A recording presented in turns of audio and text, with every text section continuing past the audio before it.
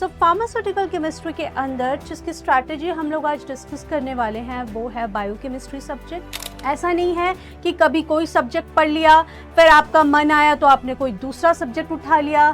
सार क्या होता है? सार यही तो है कि डिफरेंस क्या है एक स्ट्रक्चर का दूसरे स्ट्रक्चर से, साथ ही साथ सिंथेसिस। अगर मैं सिंथेसिस की बात करूं तो पीछे सालों में जो पेपर में सिंथेसिस पूछी गई है वहां से सिर्फ यही पूछा जाता है। Hello students, how are you all? Welcome all of you on PW pharma channel.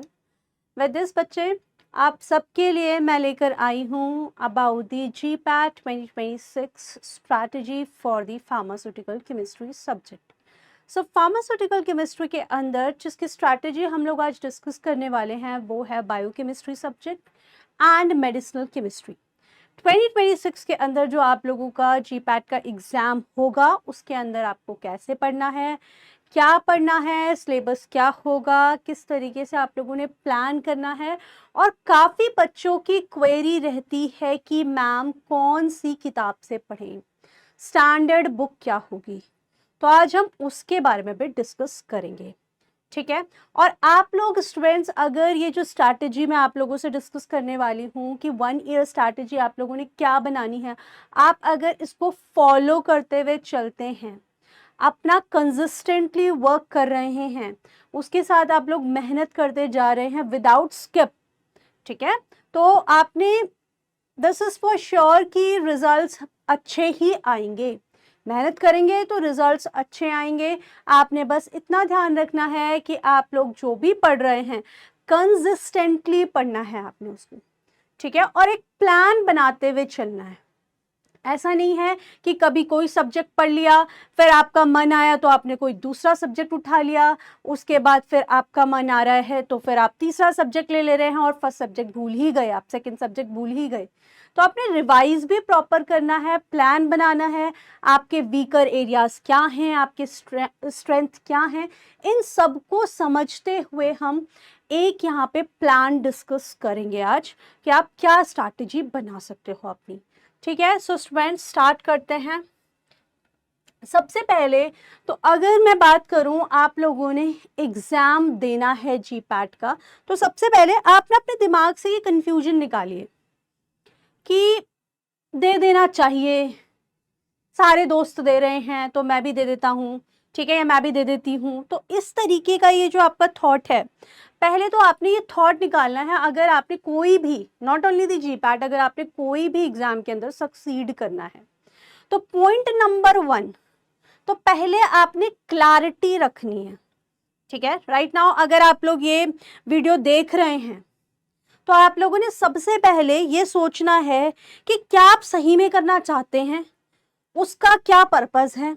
आप लोगों ने आगे मास्टर्स करनी है या आप अपने पोर्टफोलियो में उसको ऐड करना चाहते हैं, रीजन क्या है, ठीक है, या आप अपने आप की नॉलेज की को एग्जामिन करना चाहते हैं कि हाँ हम कितने बेहतर हैं, कितना हमको आता है, व्हाट इज द पर्पस, और आप देना भी चाहते हैं एग्जाम की नहीं, ठीक है। तो सारी बातें समझ के पहले तो अपने दिमाग से वो जो नेगेटिव साइड वाली एक थॉट होती है कि कर लेना चाहिए, ठीक है, ये जो थोड़ा थोड़ा होता है कि करना चाहिए नहीं करना चाहिए, ये वाला थॉट आप लोगों ने बच्चे एक बार सोच समझ के ये फाइनलाइज कर लेना है कि हाँ मुझे एग्जाम देना है, तभी वर्क करिए, ठीक है। ऐसे बीच के मत रहिए कि हाँ ठीक है थोड़ा पढ़ लिया, थोड़ा फिर रहन देते हैं, फिर किसी दोस्त ने आके समझा दिया, फिर करना शुरू कर दिया। पहले तो आपने थोड़ा सा इन बातों पे समझ लेना है अपने आप से। First decide you want to crack the exam or not, आप लोगों ने करना है कि नहीं, और ये आपका बच्चे पर्सनल डिसीजन होना चाहिए, ठीक है, जो भी है वो आपने बिल्कुल स्ट्रांगली डिसाइड करना है। Next, identify your weak and strong subjects. तो जब मैं इसके बारे में सोच रही थी कि स्ट्रैटेजी क्या होनी चाहिए,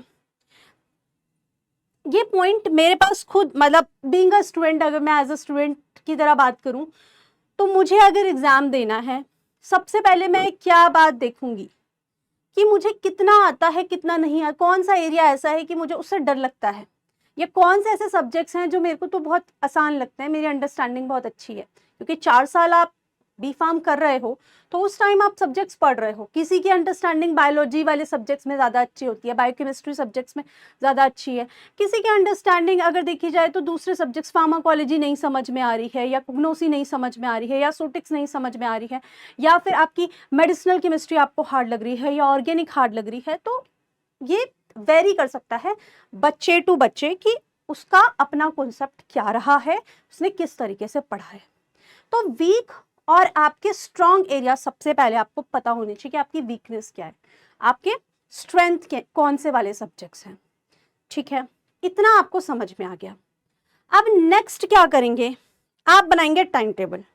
पर इस टाइम टेबल से पहले, जब आप टाइम टेबल बना रहे होंगे अपना, उससे पहले एक बात ध्यान रखिएगा, कोई भी एग्जाम करने से पहले आपको कम से कम, मैं बोलूंगी क्योंकि अभी तो पैटर्न बहुत बदल रहा है, देखो इस साल भी पैटर्न बदला है, तो मैं बोलूंगी एटलीस्ट 5 साल, 5 इयर्स के क्वेश्चन पेपर्स, ठीक है, उनके प्रिंट आउट लेकर आ जाइए।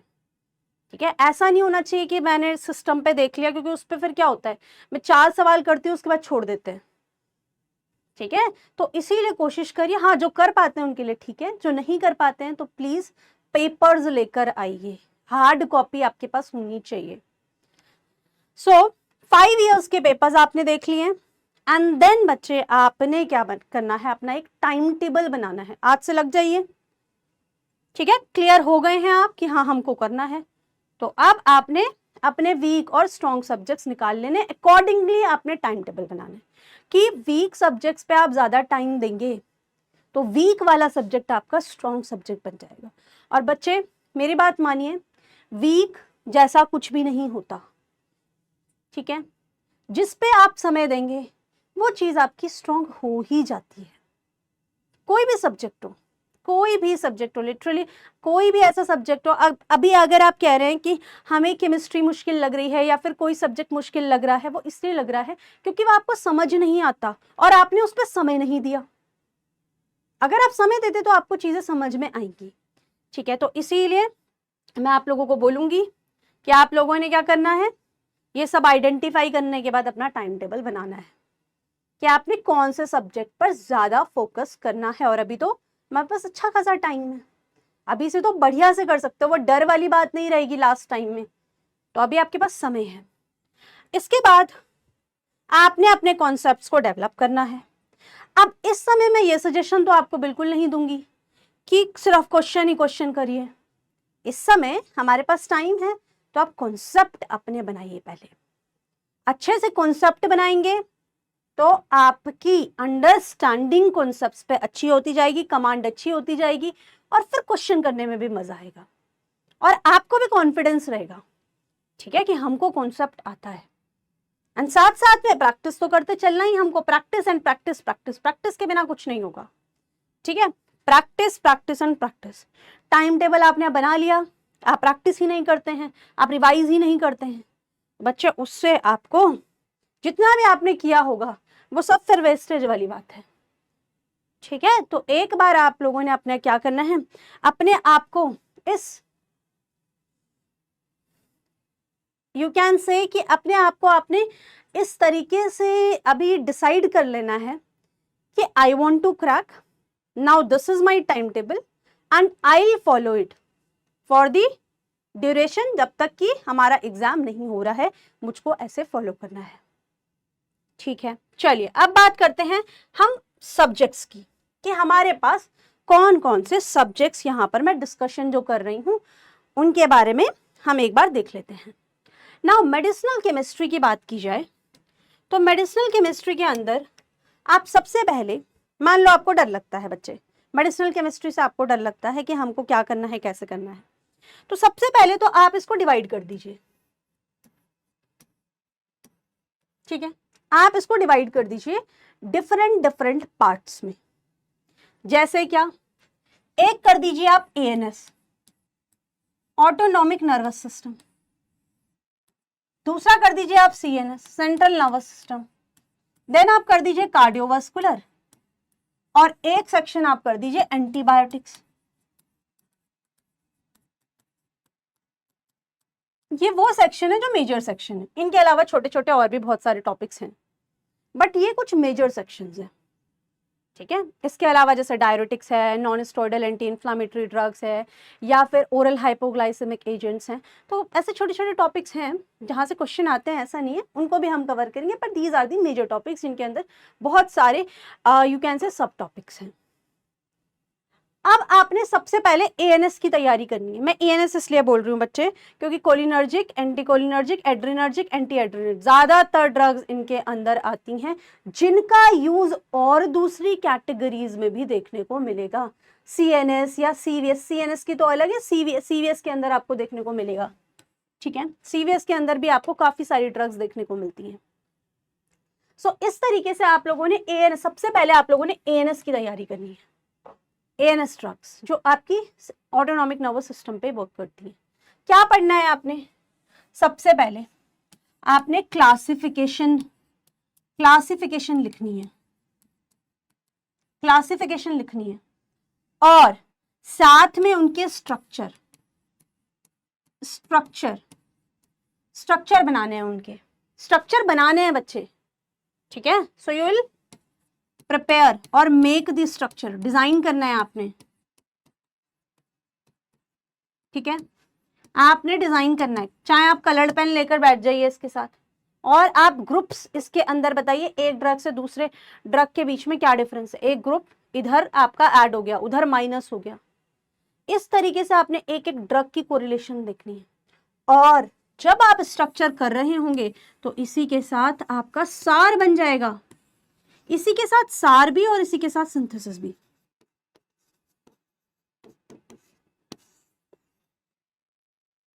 सार क्या होता है? सार यही तो है कि डिफरेंस क्या है एक स्ट्रक्चर का दूसरे स्ट्रक्चर से, कि हमने कोई नया ग्रुप ऐड किया और एक्टिविटी बढ़ गई या कम हुई।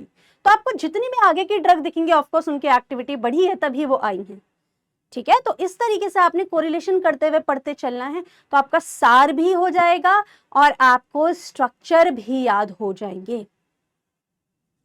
साथ ही साथ सिंथेसिस, अगर मैं सिंथेसिस की बात करूं तो पीछे सालों में जो पेपर में सिंथेसिस पूछी गई है वहां से सिर्फ यही पूछा जाता है कि रॉ मटेरियल बताइए।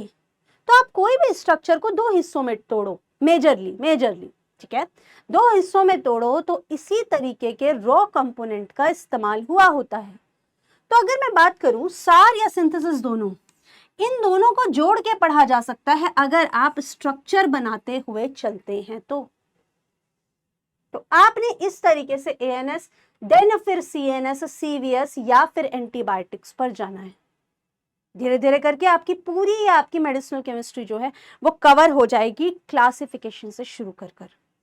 ठीक है बच्चे, ये आपने करना है। अगर आप ऐसे करते हैं, स्ट्रक्चर को प्रैक्टिस करते हैं, you will get to know कि हाँ कितना आसान हो जाता है मेडिसिनल केमिस्ट्री। एक बार आपकी कमांड आ जाएगी, एक बार आपको समझ में आने लग जाएगा, याद होने लग जाएगा, फिर आप खुद से टाइम देना शुरू कर देंगे सब्जेक्ट पर। ठीक है, चलिए अब आगे बात करते हैं। नेक्स्ट क्या होगा आपका? नेक्स्ट सब्जेक्ट हम देख लेते हैं। हमारे पास क्या है? बायोकेमिस्ट्री।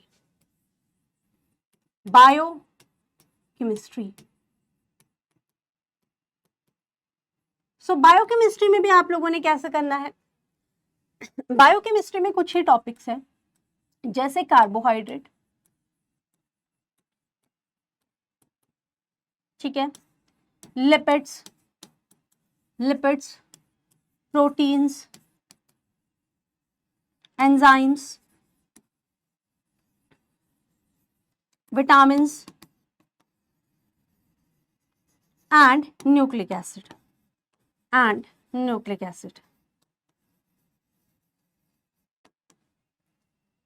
ठीक है।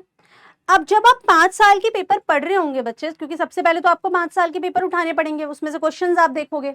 जब आप क्वेश्चंस देख रहे होगे तो आपको खुद समझ में आ जाएगा कि कौन सा वाला टॉपिक मैं सबसे पहले पढ़ूं इसके अंदर। ठीक है, तो मैं आप लोगों को बता देती हूँ from the previous year analysis, carbohydrate जो है वो बहुत ज्यादा इंपॉर्टेंट होता है, और कार्बोहाइड्रेट पर हमें टाइम भी ज्यादा देना होता है, क्योंकि इसके अंदर मेटाबॉलिक साइकिल से भी क्वेश्चंस आते हैं। मेटाबॉलिक साइकिल से, ग्लाइकोलिसिस से, ग्लाइकोजीनोलिसिस से, ठीक है, ग्लूकोनियोजेनेसिस से, HMP जो आपका हेक्सोज मोनोफॉस्फेट पाथवे होता है, वहां से सवाल आते हैं। तो अंडरस्टैंडिंग अच्छी करनी है, अभी तो आप लोगों ने अपने सब्जेक्ट पे कमांड करनी है। आप लोग कार्बोहाइड्रेट का चैप्टर आप पूरा का पूरा पढ़िए, ठीक है। इसके बाद लिपिड्स, प्रोटीन्स, प्रोटीन्स के अंदर भी एसेंशियल जो आपके एसेंशियल अमीनो एसिड्स होते हैं, सिमिलरली लिपिड्स के अंदर भी एसेंशियल फैटी एसिड्स, इसमें भी एसेंशियल अमीनो एसिड्स, इन पे सवाल पूछे जाते हैं। एंजाइम्स के अंदर टाइप्स आपको पता होना चाहिए। एंड इनहिबिशन का concept, competitive inhibition, non competitive inhibition, ठीक है, KM वैल्यू, इससे सवाल पूछे जाते हैं। विटामिन्स में बच्चे डिफिशियंसी आपको पता होनी चाहिए, डिफिशियंसी, ठीक है। न्यूक्लिक एसिड में DNA RNA डिफरेंस,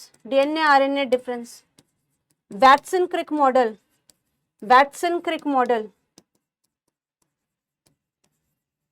शार्गाफ रूल, ठीक है। ये सारी बातें आप लोगों ने पढ़नी है, ठीक है। ये सब बातें अगर आप कर रहे हैं, और बायोकेमिस्ट्री तो बहुत ही बढ़िया सब्जेक्ट, बहुत ही अच्छा सब्जेक्ट है। आप लोग अपनी केमिस्ट्री समझ रहे हैं।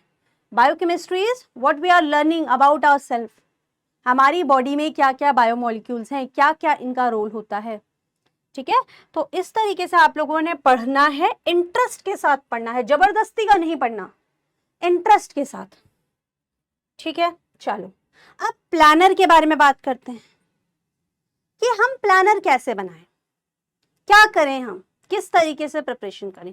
तो अभी क्या चल रहा है बच्चे, अभी चल रहा है हमारे पास जून चल रहा है, तो चलिए हम मान लेते हैं कि अब जून में एनालिसिस ही कर रहे हैं, ठीक है। जुलाई, अगस्त, सितंबर, अक्टूबर, नवंबर, ठीक है, दिसंबर, मान लीजिए आपके पास जनवरी भी है ना, फरवरी, मार्च, हम मार्च तक कोशिश कर रहे हैं कि हमारा सब कुछ कंप्लीट हो जाए। अप्रैल और मई हम छोड़ देते हैं, ठीक है, कि हम रिवाइज करेंगे। तो आपके पास बहुत टाइम है, 1 2 3 4 5 6 7 8 9, तो 9 महीने हमारे पास टोटल, ठीक है। इसके अलावा 2 मंथ्स और भी हैं, अप्रैल, एंड अगर आप मई में मान लीजिए पेपर होगा, जैसा कि इस बार हुआ है, तो फिर हम उस हिसाब से करें, तो मई के अंदर पेपर है, तो काफी टाइम है। एटलीस्ट इनिशियल जो आपके यू कैन से 6 मंथ्स हैं, जुलाई, अगस्त, सितंबर, अक्टूबर, नवंबर, दिसंबर, यहां तक, इतने में आप अपने ना कॉन्सेप्ट बिल्ड पर काम करिए, कॉन्सेप्ट बिल्डिंग पर वर्क करिए। अभी मैं आपको ये नहीं बोलूंगी कि बहुत ज्यादा क्वेश्चंस पर ही फोकस करिए, नहीं, अभी आपने कॉन्सेप्ट बिल्डिंग पर काम करना है। जनवरी से आप लोग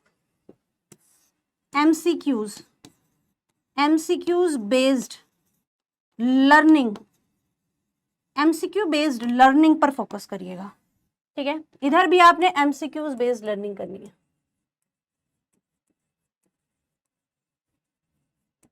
और इनिशियली आपने मंथ्स में क्या करना है, कॉन्सेप्ट बिल्डिंग। अब जब मैं कॉन्सेप्ट बिल्डिंग बोलती हूं तो आपने किताबें पढ़नी है, ठीक है।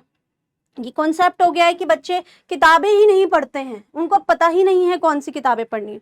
जाइए अपनी लाइब्रेरी में, किताबें देखिए, किताबें रखी हुई हैं, ठीक है। आप लोगों ने उसे हाथ नहीं लगाया है, प्लीज रीड दोज बुक्स।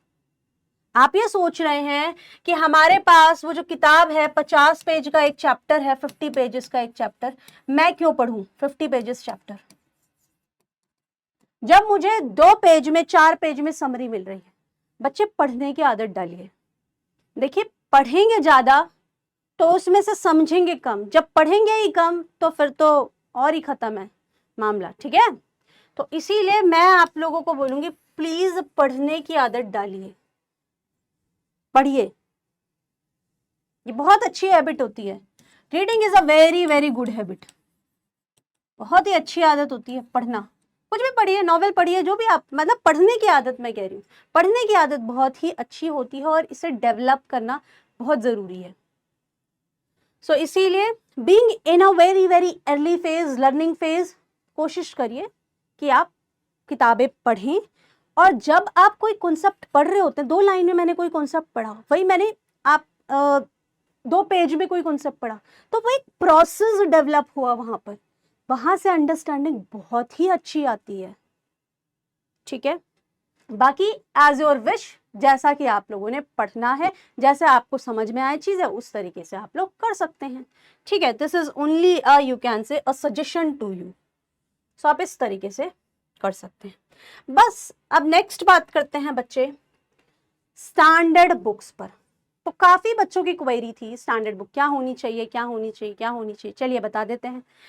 आप लेनिंगर की किताब देख सकते हैं, आपको लाइब्रेरी में मिल जाएगी। ठीक है, लाइब्रेरी में बहुत आसानी से मिल जाती है। नहीं तो एक किताब और भी है, इस सत्यनारायण की बुक है बायोकेमिस्ट्री की। ये बायोकेमिस्ट्री की दोनों किताबें बायोकेमिस्ट्री की हैं, तो इनको भी आप देख सकते हैं। ठीक है, ये दोनों किताबें बहुत ही बढ़िया किताबें हैं। इनको आप स्टैंडर्ड मान सकते हैं कि yes these are the standard books. ठीक है, बहुत ही अच्छे वर्जन में इसके अंदर एक्सप्लेन किए हुए हैं कॉन्सेप्ट्स, तो आप वहां से भी आइडिया ले सकते हैं। चलिए अब बात करते हैं कि हम कौन सी किताबों से मेडिसिनल केमिस्ट्री पढ़ें। तो लाइब्रेरी में आपको मुझे लगता है एस.एन. पांडे की किताब मिल जाती है। एस.एन. पांडे है ना, लाइब्रेरी में होती है मेडिसिनल केमिस्ट्री की। उससे भी हम कॉन्सेप्ट्स देख सकते हैं, सिंथेसिस देख सकते हैं, काफ़ी यू कैन से शॉर्ट नोट की फॉर्म में उसके अंदर मेंशन है। तो ये भी एक किताब है जिसे देखा जा सकता है। इसके अलावा आशुतोष खार की भी बुक है जिससे आप पढ़ सकते हो।